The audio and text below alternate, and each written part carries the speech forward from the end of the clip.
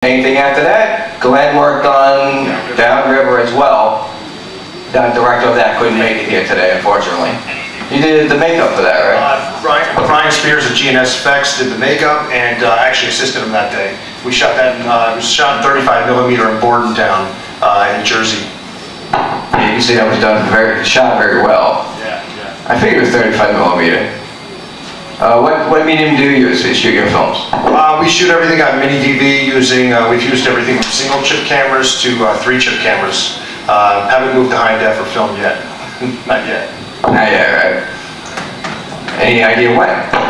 Just the expense of it. The one thing that's been great about working in the low budget medium is that now there's so much tools and software that's accessible to the consumer end of things that it makes making films a whole lot easier. I think the first budget we did, our first film was about $10,000.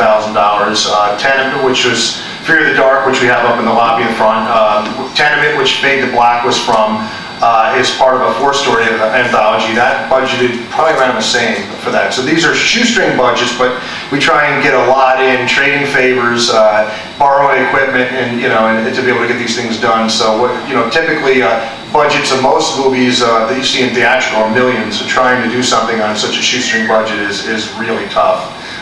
It just takes a lot of organization to try and pull it off. The film that we shot was about $5, I think we paid for it.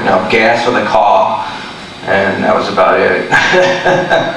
Yeah, so I mean, if we would have did them on film, it would have been 10 times the amount. I don't know, even more than that. I don't think on film we could have probably pulled any of those off for anything less than like 100,000 if they were shot on film. So you can see the difference in what it would have cost. That's why video is great. And now HD is becoming so affordable that in the future we'll probably shoot stuff in HD when the time comes around. Sins of the Father you saw at the end. That's actually one of our forthcoming movies that we hope to have out soon enough in 2009. The movie's done. It's been done for a little while, but we're shopping around right now, and hopefully we'll be able to bring that out to an audience to see again. And then Fairview Falls will come at some point after that, which is sort of the next sort of breakaway chapter from it. But if anybody liked what you saw with Fade to Black, the origin story, that's actually a special cut version for here. Can't show nudity. But there is quite a bit more to that story. There's also 3 other parts to it that's in Tenement we have for sale up front, along with Fear of the Dark, which is the sequel to that movie. You had to do some editing on that opening there. Yeah. I've seen the original cut. Yes, there's quite a bit more to the opening movie montage that unfortunately we couldn't show today. No, not at the library. But yeah, no, it's been a lot of fun. The Black Rose Killer, it's kind of become Light and Dark Productions' icon figure, horror figure. It's been played by, we're trying to figure it out today. In the movies, it's been played by no less than 5 people. In fact, actually, here's the Black Rose Killer. Come on up. Come on up. And Jude, The killer himself. Jude DeSillo is he's the super that you saw in the beginning of Tenement. He's actually been, we've been blessed with him playing the Black Rose Killer today. He's played a killer in a couple of public appearances in the past. Jude is actually in Fairview Falls, that'll be coming up in the future. Plays a psychotic priest. So you'll be getting to see more of Jude in the future. Yes. You notice the killer got the applause, and we came up here, and nobody even batted an eye. See, now if he tore my throat out, there'd probably be bigger applause. Oh, yeah. But yeah, no, we've been happy to do it now. We've been doing movies since, started in 1999, rolled out the first one with Fear of the Dark in 2001, and then Tenement was the prequel that came later. So we've been kind of releasing them out of order, but kind of like Stephen King, they all fit within the same universe, this small town, Fairview Falls. So there's something new for everyone. Each movie is a standalone piece, but there's something new if you watch them in order. They kind of all fit together like one big puzzle. But it's the complexities and keeping a continuous storyline between multiple movies. It's pretty much tough to try to avoid painting yourself in a corner. Hopefully most people when they see them, there's little continuity things that they don't catch. But I still scream and I'm like, gosh. I don't know if you caught the fact that when they say cheese, that's my voice. In the movie, it's like, okay, I appeared too many times there, and I just, for the first time after I've seen this movie 1 billion times, I realized, oh my God, that's my voice in the movie. Forgot to have somebody else dub that. But that's part of the problem with low budget too, is that you don't always have a continuity director on set. I don't know how I think when we did Sins of the Father, which is the forthcoming one, we shot that actually in 2003/2004. That's how long ago some of these have been done. And it was only up until the beginning of March, March of last year, we ended up realizing we had to go back and do a pickup shot. So trying to round up actors years later, it's a tough thing. That's why Tenement, which Fade to Black was from, and Sins of the Father was shot back to back. We shot 2 movies at the same time because I said, geez, we're working low budget. Who knows where these actors are going to be, years from now. Trying to pull things together on a micro budget is pretty tough. But I think we pulled off a pretty decent job. Tenement to date, which Fade to Black is from, is now in I think 13 different countries. It's sold worldwide. It was actually banned from Indonesia for the scene that we couldn't show you today, unfortunately.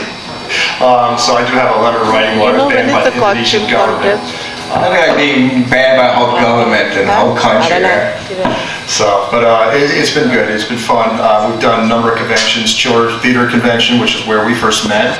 Fangoria Convention, which Brian Spears, that did the effects for the movies, now has got a movie that'll be coming out in the not too distant future. So if you're horror fans, look for, you can do a YouTube or a Google search, a movie called I Sell the Dead, which stars Angus Scrimm, if anybody knows the Phantasm movies, Dominic Monaghan from Lost, and Hellboy's Ron Perlman. Great movies. It just voted. We got an 9 out of 10 at the Toronto Film Festival, After Dark Film Festival, and it's getting great buzz. He's gone on to do some terrific work. Unfortunately, couldn't be here today. He's working in Ohio on a new movie.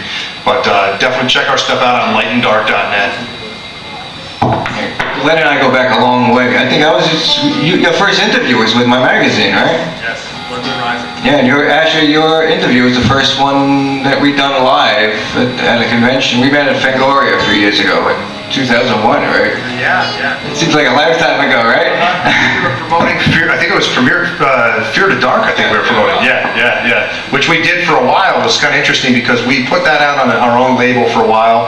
Tenement got picked up, which was the second movie, but a prequel, and got distributed by Brain Damage Films. And then later on, because it was so successful, they picked up Fear of the Dark. And the funny thing was, well, it's a dated movie. It's been out for a while. You did it. I don't think it's going to do too much. They sold out in the first run instantly. They had to go back and do another pressing. But we're out there in Best Buy.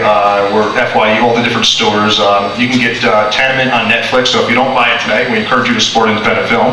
But Tenement is available through Netflix as well. But hopefully you'll check us out in the front. Anybody have any questions out there we can answer for you? Can't see what the lights there. I see someone. Yes. You filmed that, but you said it was in Jersey, right?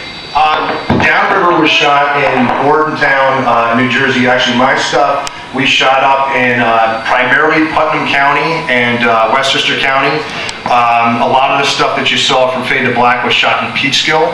The cemeteries we shot both in Cortland Manor area and Dutchess County. So it's mostly been in the Westchester and Putnam area, pretty much all within the same area.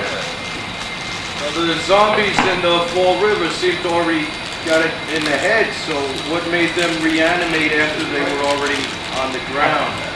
Unfortunately, that's a good question for Joe Greenberg, the director, but my understanding is that this might eventually go into a larger piece, and you'll probably hear more about the backstory of the zombies, but the idea, I think, was that they're all just sort of dormant until somebody came along and they just kind of, just laying there waiting for somebody. Most movies, you always see them, Romero movies, you see them just wandering around doing nothing, but yeah, I guess his premise was that they just kind of go almost comatose until something comes along and activates them. Siesta time for zombies, right? Anyone? Yes. How about you in the front? You have a question. Yeah, you. I'm just messing with you. And over there. Yes. Over there. Go ahead, ask me a question. Right, go ahead. Oh, yeah. I noticed in most of your films, you didn't have many special effects. You had a lot of most visual effects. Are you more of a fan of visual effects as opposed to special effects? Yeah, myself and Brian Spears at GNS Effects, we're big fans of practical or mechanical visual effects. I'm not a big fan of CGI. I think it's way overused in movies today. It's all right if it's used to enhance the makeup, but I'm a big fan of the old school movies. If you go back and you look at a movie like Nightmare on Elm Street, The very first one, most of those things are very practical effects, the long arm extensions when he's raking his arms down the hallway